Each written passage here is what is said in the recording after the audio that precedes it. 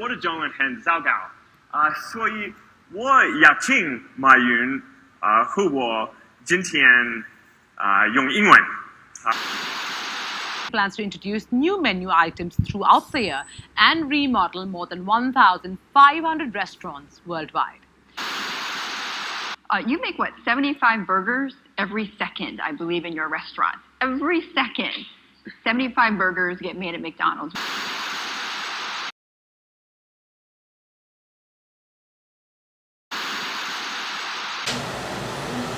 Guys, gusto niyo ba kumain muna? Kasi medyo gutom na ako. Okay, McDonald parang quicker. Okay, which McDonald? Credit muna or yung bitaw? Well, it actually doesn't matter kasi whichever McDonald we go to, it's the same thing din naman. Yeah, MG, what about that? Isn't that so fascinating? Like, you always get the same thing in McDo, no matter what McDo. Because when I eat at other restaurants where you have to sit down, sometimes it's bigger, sometimes it's smaller, sometimes it's bad, sometimes it's good. But in McDo, it's always the same thing. You always get what you expect. Right? Yeah. Yes. So let's drive-thru na lang because it's more convenient. Okay, pwede rin. Oh, wait lang. What do you think I should get pala? Yung Big Mac or yung Quarter Pounder? I mean, which one's more satisfying? I don't know. Kasi gutom ako. So, ano ba yung mas maganda? Actually, I think the Big Mac is bigger because I heard that they use 10:1 ratio of patties while the Quarter Pounder uses 4:1 ratio. Okay, so I guess I'll get the Big Mac. There?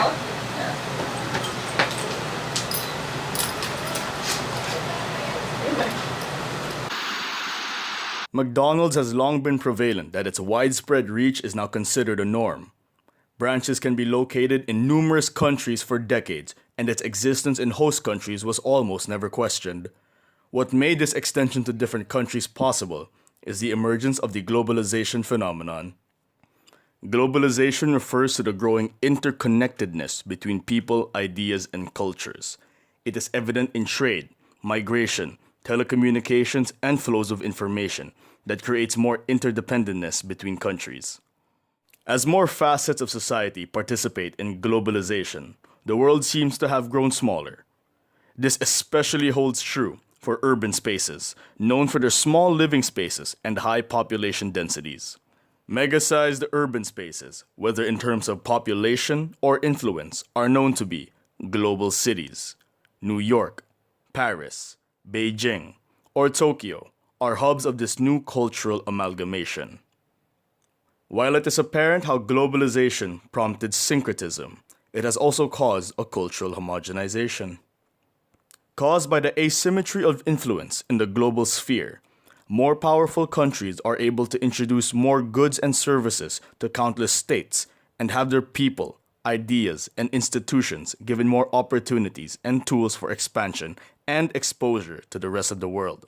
Countries with strong global power have spread their influence in a subtle manner, altering and affecting almost every industry. Most notable among these powerful countries is the United States of America, arguably the world's sole superpower in the post-Cold War era.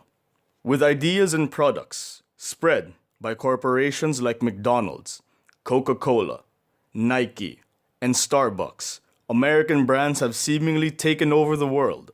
With America's broad-reaching influence, it seems even more apparent that globalization has taken a largely American flavor, a process known as Americanization.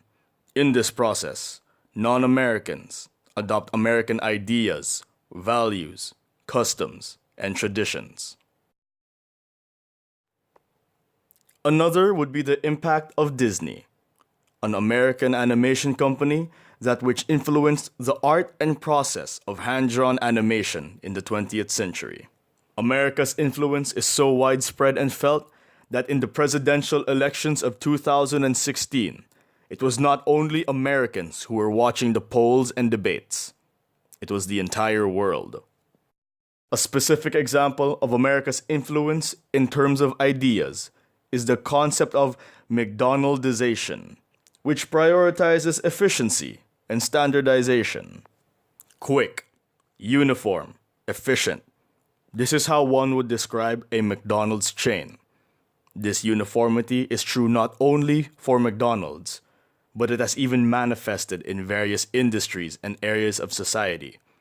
This model of efficiency has been adopted worldwide by plenty of multinational corporations, and their success in domestic expansion being due to adopting the principles of McDonaldization.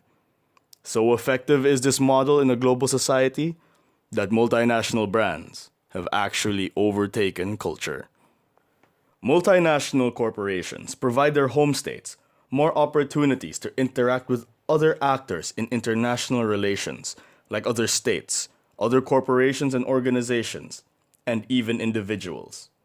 The influence of states uses multinational corporations and its goods and services as its vector for its imperialistic desires.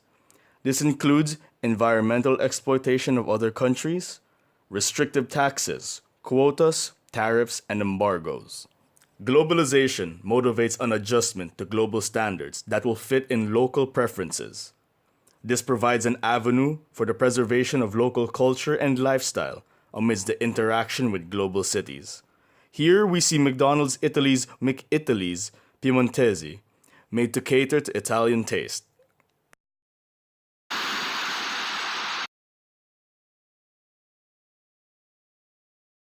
Well, I was thinking if the Philippines had a counterpart for McDonald's. We do. We have Jollibee. I mean, okay, but how is it our counterpart? Well, if you think about it, Jollibee runs on the McDonald's principles. You know, that's true. Kasi, diba, McDonald's is also seen as like a representation of the United States. So, I guess Jollibee is seen as the overseas representative of the Philippines. Oh, so that means that Jollibee gives people overseas a glimpse of what it's like here in the Philippines. Yeah, exactly. Oh, so it's like that IR theory, the constructivist theory by when? Yeah. It's the one that talks about how people from all over the world form their knowledge based on their personal experiences and how they interact. And it's socially constructed because the institutions provide them a grounds for interaction, like Jollibee and McDo. They represent each country's respective culture. So, diba, that's how they know more about the country, and that's how they interact, diba? Oh, right. So it's like these socially constructed perceptions of a international institution also form our acceptance and rejection of this, Yeah. of the institution, right? Like, Depends how much we like it. Yeah, like diba? the Philippines, we have a high regard for Americanized ideology. So that's why, that might be why Jollibee is accepting this McDonald's principle. Yeah, it's true. So, by adopting American practices, it changes our identity. Is that what you say? Well, you know, it looks that way kasi, diba, interaction has shaped how we create our identity in the global community. Yeah. So, yun. Okay.